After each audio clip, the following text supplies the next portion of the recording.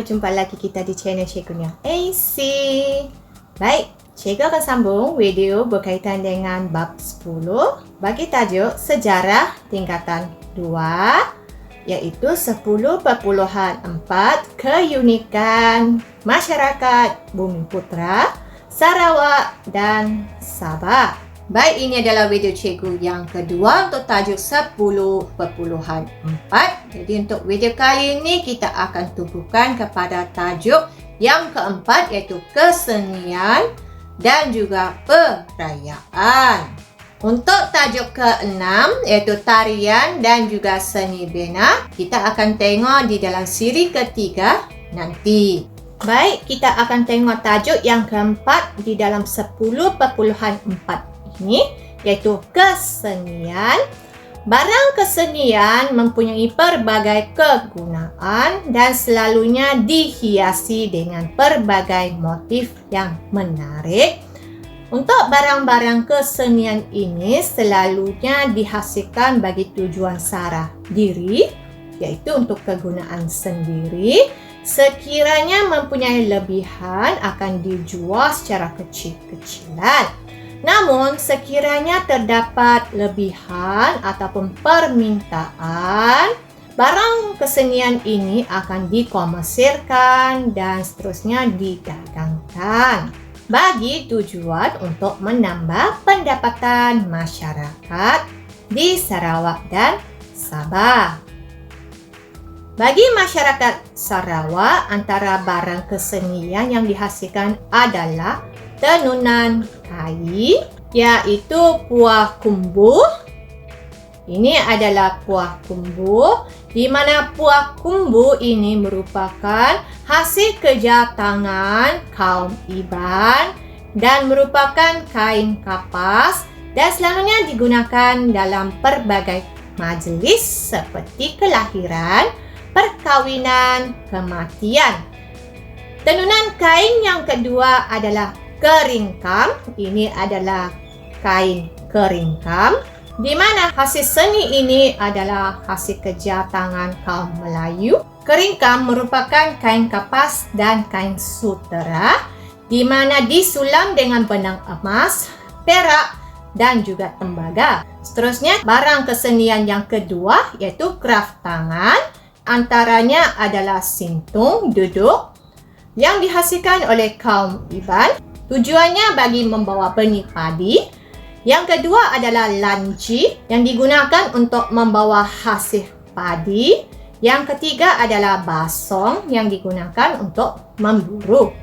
Baik, ini adalah gambarnya. Nombor 1 adalah sintung duduk.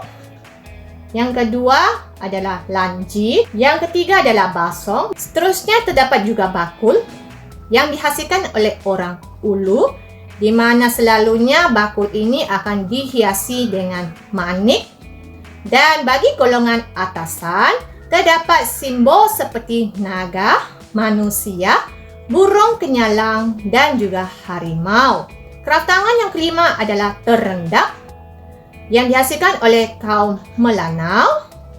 Terendak merupakan penutup kepala yang digunakan semasa kerja harian dan digunakan dalam adat tertentu seperti dalam pesta kaul.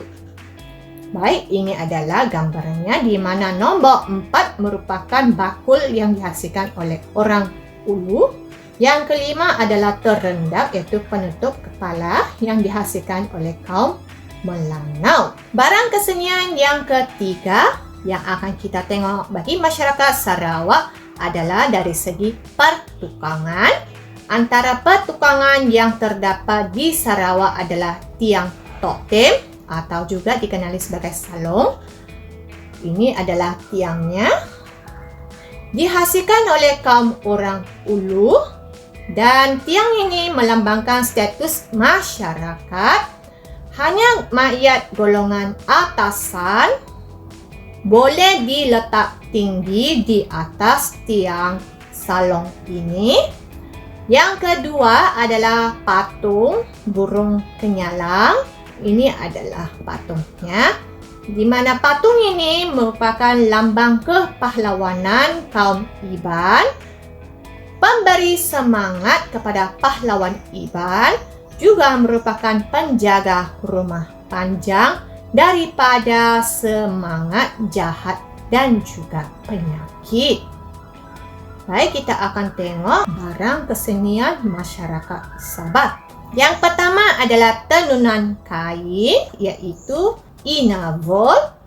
Ini adalah inavol yang digubah oleh kaum Rungus dengan menghasilkan selendang berwarna-warni. Yang kedua adalah dastar.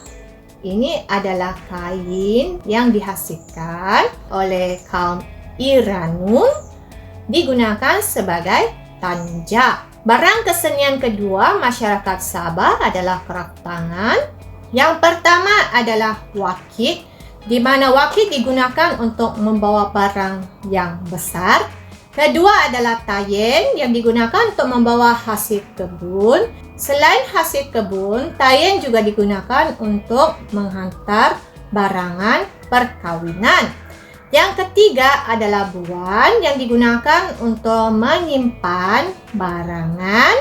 Baik, ini adalah gambarnya. Nombor 1 adalah wakit, iaitu lebih besar. Yang kedua adalah tayen. Yang ketiga adalah buan. Seterusnya adalah barangan yang berwarna-warni bagi kaum Bajau atau Sama dan sedang digunakan untuk membuat tikar, pandan dan juga duang ataupun juga dikenali sebagai tudung saji. Baik, ini adalah gambarnya. Nombor 4 adalah daun sedang yang telah dikeringkan. Yang kelima adalah duang yang telah dihasilkan daripada daun sedang. Barang kesenian yang ketiga adalah pertukangan bagi masyarakat Sabah, iaitu dari segi pembuatan barangan besi yang dihasilkan oleh kaum Bajau atau Sama. Antaranya adalah guuk, badi yang digunakan untuk memotong rumput, pidah yang digunakan untuk upacara perkawinan. Baik, ini adalah gambarnya. Nombor 1 tadi adalah guuk, yang kedua adalah badi, yang ketiga adalah pidah. Tajuk seterusnya adalah perayaan yang telah diamalkan penuh dengan adat dan telah diamalkan sejak zaman berzaman. Perayaan ini kekal sehingga hari ini dan mempunyai sejarah tradisinya yang tersendiri dan unik. Pertama, Sarawak. Pesta menuai atau gawai Dayak yang diraikan oleh kaum Iban. Ketika pesta menuai, terdapat upacara miring yang diadakan sebagai tanda terima kasih kepada petara atau Tuhan. Diraikan kaum Bidayu dan orang Ulu. Acara kumang dan kering gawai diadakan.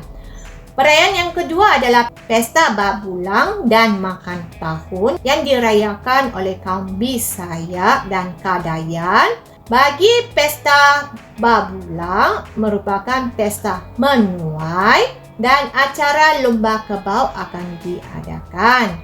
Bagi perayaan makan tahun merupakan tanda kesyukuran ke atas hasil yang diperolehi oleh para petani. Perayaan yang seterusnya adalah pesta Kaul yang dirayakan oleh kaum Melanau. Tujuan pesta Kaul ini adalah bagi mengelakkan malapetaka buruk seperti roh jahat yang juga dikenali sebagai ipok.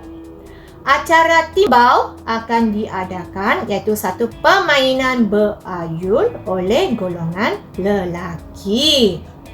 Bagi masyarakat Sabah, pesta keamatan dirayakan oleh kaum Kadazan Dusun dan Murut sebagai simbol kesyukuran.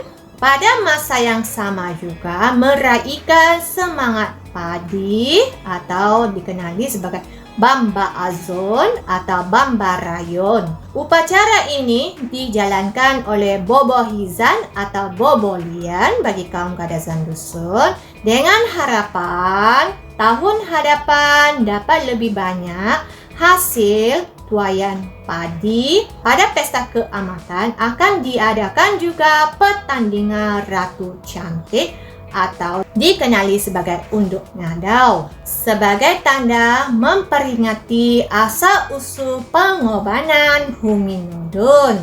Perayaan yang kedua adalah Pesta Regatta Lepa.